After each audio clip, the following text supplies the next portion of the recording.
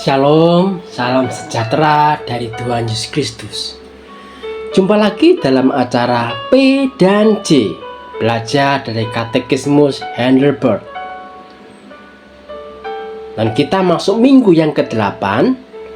Dan yang minggu ke-8 ini kita akan belajar tentang Trinitarian, atau yang dikenal sebagai Allah Tritunggal.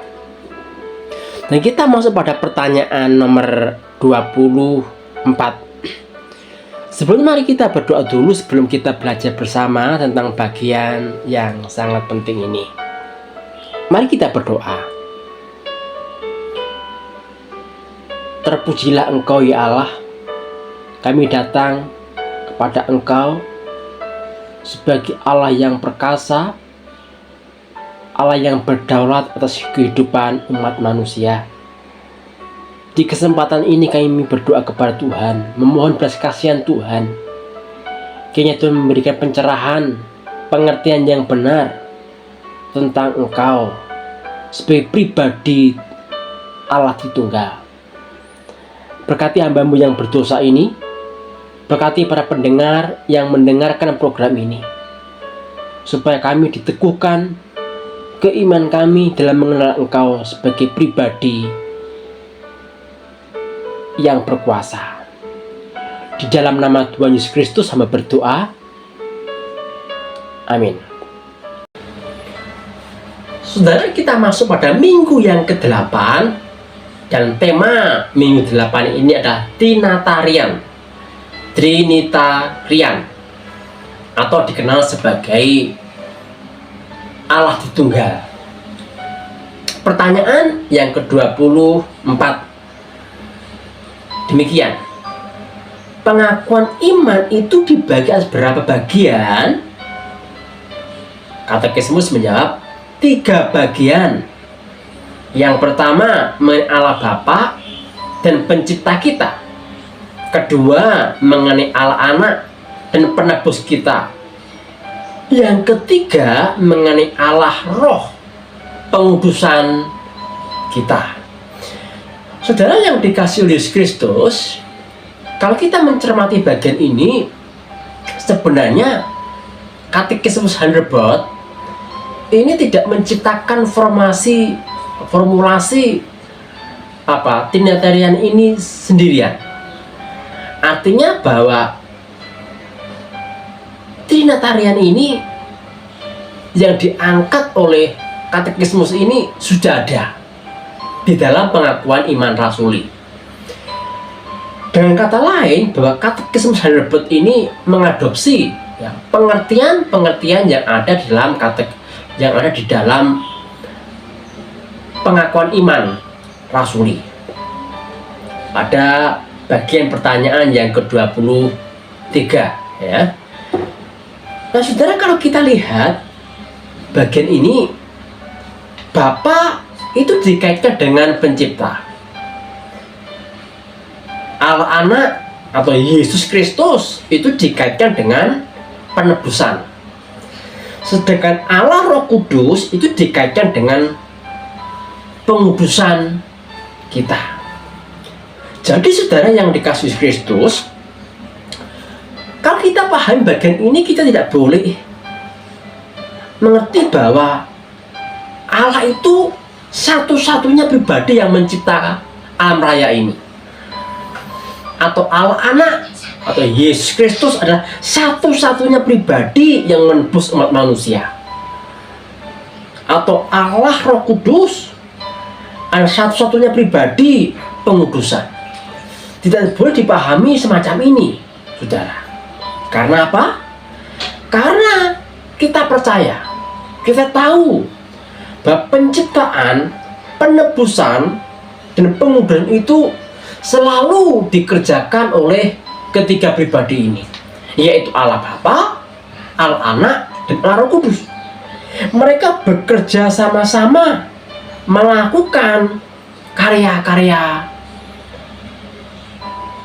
di dalam diri mereka.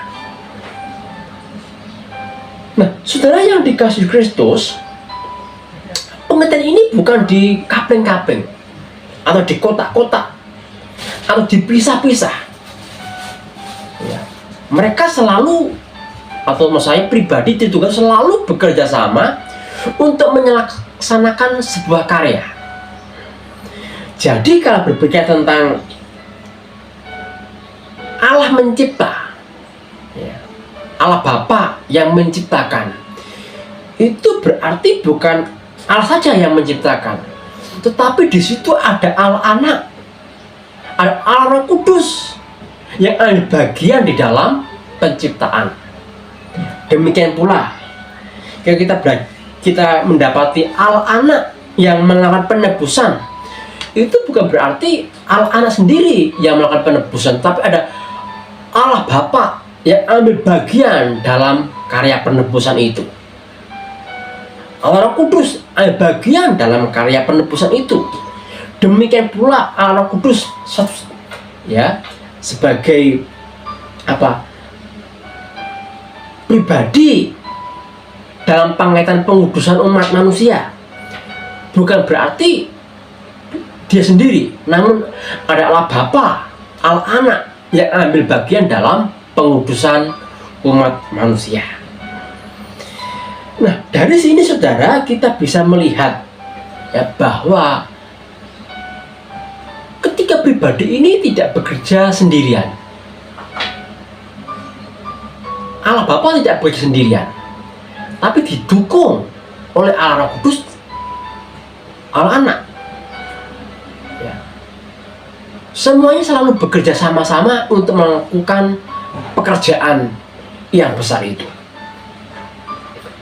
Nah, ini mengajarkan kepada kita, saudara, bahwa kita tidak boleh merasa bodoh di dalam suatu pekerjaan. Entah itu di dalam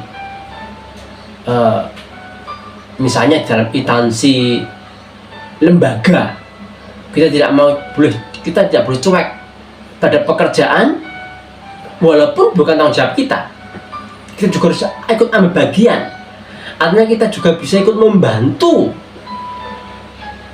pekerjaan yang lain walaupun itu bukan tanggung jawab kita sepenuhnya, tapi kita bertanggung jawab untuk membantu. Sama seperti Allah Tritunggal itu, saudara, saling membantu.